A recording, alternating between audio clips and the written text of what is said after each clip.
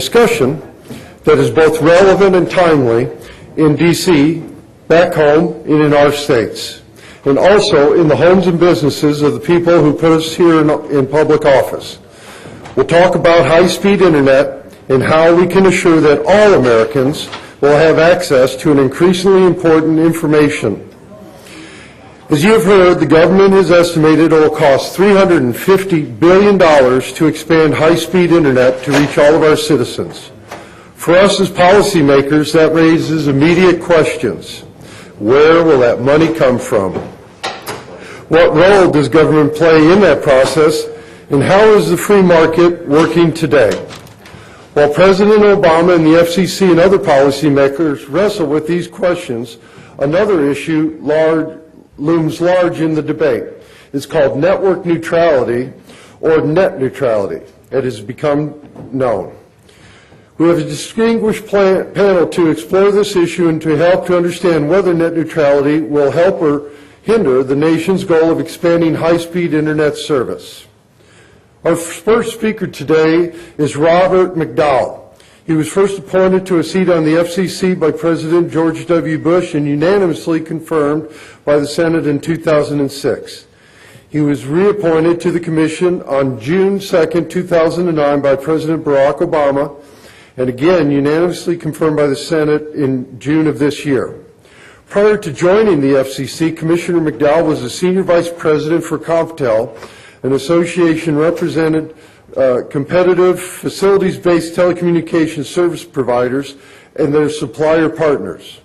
Before joining CompTel in February 1999, McDowell served as the Executive Vice President and General Counsel of America's Carriers Telecommunications Associations, which merged with CompTel. McDowell graduated cum laude from Duke University in 1985. And I'm not sure how many of you were able to be in your hotel rooms on Tuesday night, but Duke University traveled to the state of Wisconsin.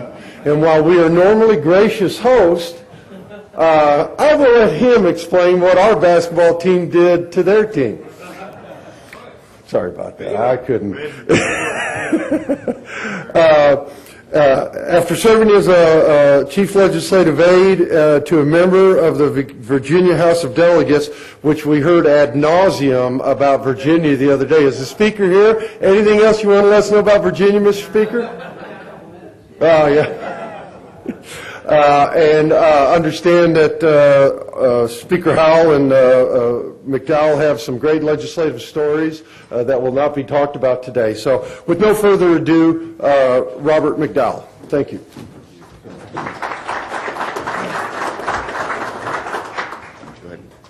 Yes. Thank you so much for that kind introduction and your kind invitation to come here today. And I really, from the bottom of my heart, want to thank each and every one of you who has come up to me to congratulate me on my recent election as governor of Virginia. But that guy's name is Robert McDowell. Great guy, a former member of the Virginia House of Delegates, and what a tremendous night it was here recently. And it's great to see Speaker Howell as well, and there's no reason why Bill would remember this, but I first met him in 1987 when he replaced a member of the Virginia House of Delegates, a fellow great guy named Tom Moncure. And at the time I was working for another member named Bob Andrews, who has since passed away. And not long after witnessing Bill's quick mind, bright smile, and easy touch with people, it was not hard to guess that he would be a rising star in Virginia politics. And today he has transcended from being a principled and hardworking public servant, and he's hiding in the back, but he's back there, so I wanted to make sure I said these words because he's been a great friend. But he's really transcended from being a principled and hardworking public servant, the kind of person America could use more of in government, to becoming a true statesman. And his integrity, principles, work ethic, and his vision have enabled him to become the longest-serving member longest-serving Republican Speaker of the Virginia House of Delegates since Reconstruction. Now, for those of you from Wisconsin, you might not understand what that Reconstruction stuff is all about, but to us in Virginia it was very important and not the best of times for us. But anyway, Never underestimate Bill Howell. Earlier this year, very wise pundits and prognosticators were predicting that Republicans would lose their majority in the Virginia House. But thanks to Bill Howell's recruiting prowess and tactical shrewdness, and not to mention a gale force wind at his back and some very strong statewide candidates, he gained 6 seats, expanding his majority to 61 seats out of 100. He was also very helpful to me in 2003 when I ran for the Virginia House, and I lost in a squeaker, but always believing that such things work out for the best. 2 years later, almost to the day, I received a surprise phone call asking me if I wouldn't mind if President Bush appointed me to the Federal Communications Commission. And after I fell out of my chair and picked myself back up again, today I still have to pinch myself. And not only is this the greatest job that I never pursued, it has been the most wonderful job of my entire lifetime. So I cannot think of a more exciting time to be at the FCC. I know, Speaker Howell, you've got to run at some point to go down to Williamsburg for the Republican advance, so do that when you have to. But I can't think of a more exciting time to be at the FCC. By some estimates, what we do at the FCC affects 1/6 of our economy and indirectly affects up to 40%. It may sound trite, but what the FCC does touches the lives of every American every day. How many Americans watch TV, listen to the radio, talk on the phone, or use the Internet? Even those without direct access to the Internet are affected by it, whether they know it or not. The FCC's reach is longer than you may realize.